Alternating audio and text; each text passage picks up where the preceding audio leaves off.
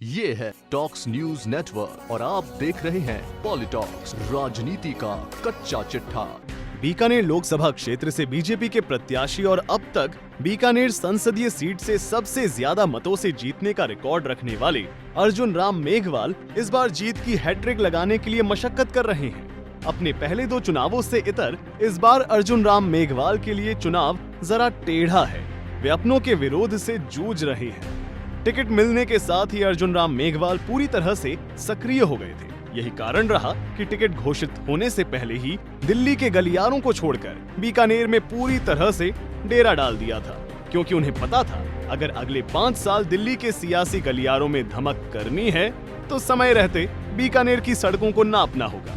Ticket घोषणा में कांग्रेस से बाजी मारने वाले अर्जुन मेघवाल प्रचार के पहले दौर में अपने प्रतिद्वंदी कांग्रेस के मदन मेघवाल से पिछड़ गए थे, क्योंकि कद्दावर नेता देवी सिंह भाटी का विरोध पूरी तरह से मुखर हो चुका था और अर्जुन राम को प्रचार अभियान की शुरुआत के साथ ही काले झंडे दिखाकर भाटी समर्थकों ने विरोध किया था। वहीं दूसरी ओर सूबे के मुखिया अशोक गहलोत बीकानेर में ताबड़तोड़ सभाएं कर कांग्रेस के पक्ष में माहौल बना रहे थे।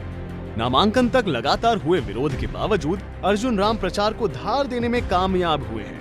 दूसरी ओर जोधपुर समेत 13 सीटों पर हुए प्रथम चरण चुनाव में जिले के बड़े कांग्रेसी नेताओं, जिनके भरोसे मदन मेघवाल टिकट लेकर आए, या यूं कहें कि जिन लोगों ने मदन मेघवाल को टिकट दिलाया, उनमें से मंत्री बीडी कल्ला जोधपुर और भंवर सिंह भाटी सिरोही में व्यस्त हो गए। वहीं पूर्व नेता प्रतिपक्ष रामेश्वर डूडी अन्य सीटों पर प्रचार में चले गए।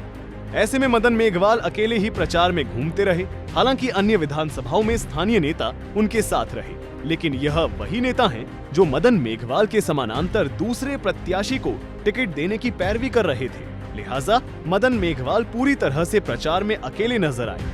यानी प्रचार के दूसरे दौर में अर्जुन मेघवाल ने मदन मेघवाल पर बढ़त हासिल कर ली है। अर्जुन राम ने पूरे लोकसभा क्षेत्र को कवर कर लिया है। दिलचस्प बात यह है कि कांग्रेस पूरी तरह से बीजेपी उम्मीदवार के विरोध के भरोसे खुद की जीत मानकर बैठी है, तो अर्जुन राम खुद के विरोध पर मोदी के नाम के छींटे डालकर उसको शांत करने का प्रयास कर रही हैं। दोनों प्रत्याशियों में संपर्क के मामले में अर्जुन का पलड़ा निश्चित रूप से मदन से भारी है, क्योंकि वे तीसरी बार चुनाव लड़ रहे हैं और उनके पास पार्टी के साथ ही खुद के समर्थकों की फौज है। दूसरी ओर मदन मेघवाल को खुद का चेहरा बताकर पार्टी नेताओं और अर्जुन के विरोध में वोट का ही भरोसा है। उनको पहली बार चुनावी मैदान में होने की वजह से पहचान और परिचय से जूझना पड़ रहा है। लोकसभा क्षेत्र में आम मतदाताओं से ही नहीं, कांग्रेस कार्यकर्ता से भी मदन मेघवाल को रूबरू होना पड़ रहा है। वहीं इन सब के बीच बीजेपी के प्रदेश और जिला संगठन के बड़े नेता पूरी तरह से अर्जुन मेघवाल के लिए लामबंद होकर काम करते हुए नजर आ रहे हैं। बीजेपी ने यहां प्रदेश महामंत्री कैलाश मेघवाल झुंझुनू से दशरथ सिंह शेखावत को टास्क देकर कैंप करवा दिया है। कांग्रेस की बात करें तो स्थानीय संगठन और विधानसभा के चुनाव में जीते और हारे प्रत्याशी ही मदन मेघवाल के लिए सहारा है। बीकानेर में मतदान 6 मई को है। मदन मेघवाल ने 18 अप्रैल को नामांकन दाखिल किया था। उस समय मुख्यमंत्री अशोक गहलोत और उप मुख्यमंत्री सचिन पायलट बीकानेर आए थे। इसके बाद कांग्रेस का कोई बड़ा नेता बीकानेर नहीं आया है। यानी प्रचार पूरी तरह से प्रत्याशी मदन मेघवाल के कंधों पर ही है। उन्हें पहले चरण का मतदान होने के बाद बड़े नेताओं के सक्रिय होने की उम्मीद है।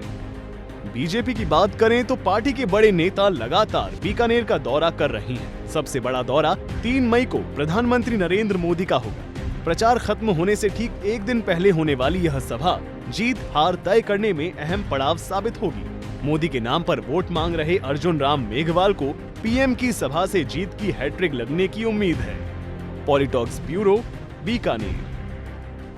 ये है टॉक्स न्यूज नेटवर्क और आप देख रहे हैं पॉलिटॉक्स, राजनीति का कच्चा चिट्ठा।